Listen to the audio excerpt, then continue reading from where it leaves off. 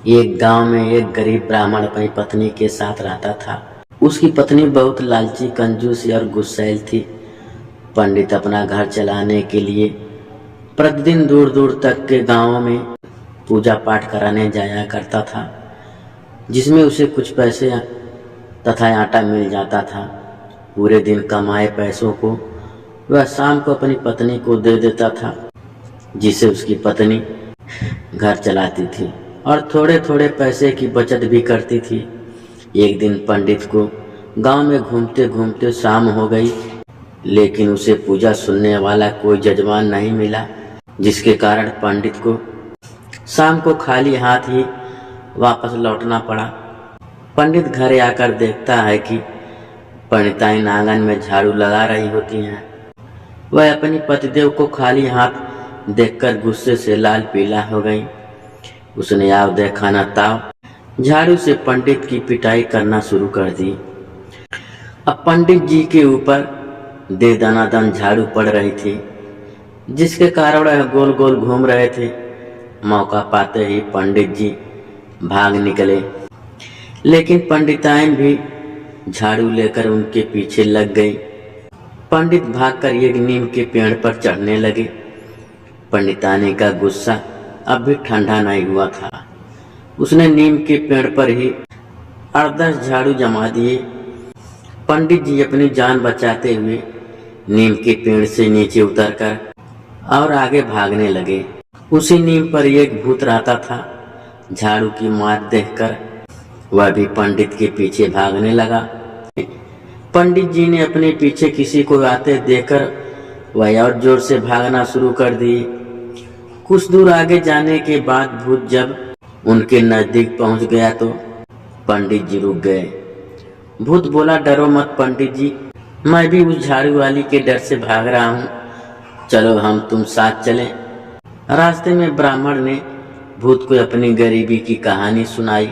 भूत ने उसे बड़ा आदमी बनने की तरकीब बताई। भूत ने कहा कि वह अमीर घर के लड़कों के ऊपर सवार हो जाएगा। पंडित जी झूठ मूठ की झाड़ फूक करेंगे तो वह उन्हें छोड़ देगा। इस तरह से पंडित जी देखते देखते अपने आसपास के कई गांवों में सबसे अमीर आदमी बन गए, लेकिन भूत का राज उन्होंने अभी तक किसी को नहीं बताया था। इस तरह पंडित जी कुछ दिनों में झाड़ फूक करने के लिए बहुत मशहूर हो गए, लेकिन वहाँ किसी को पता था कि पंडित जी बिल्कुल मूर्ख हैं और यह सब भूत का फैलाया हुआ जाल था। एक दिन भूत ने कहा, पंडित जी, तुमने अब बहुत सारा धन कमा लिया है, तुम अब मेरा साथ छोड़ो, मैं अपने दादा के गांव जा रहा हूँ। लेकिन तुम एक बात हमेशा ध्यान रखना कि अब मैं किसी के ऊपर सवार होऊंगा तो तुम वहाँ मत जाना। भूत की बात पंडित को थोड़ा अटपटी लग रही थी, लेकिन पंडित भूत से डरता था, इसीलिए उसने उसकी हाँ में हाँ मिला लिया और भूत पंडित के घर से चला गया। रास्ते में उसे घोड़े पर सवार राजकुमार दिखाई दिया। भूत बिना सोचे समझे राजकुमार के ऊपर सवार हो गया। राजकुमार किसी तरह से गिरते पड़ते अपने महल पहुंचा। उसकी हालत देख सभी दरबारी उसे उठाकर उसके विश्राम कक्ष में ले गए।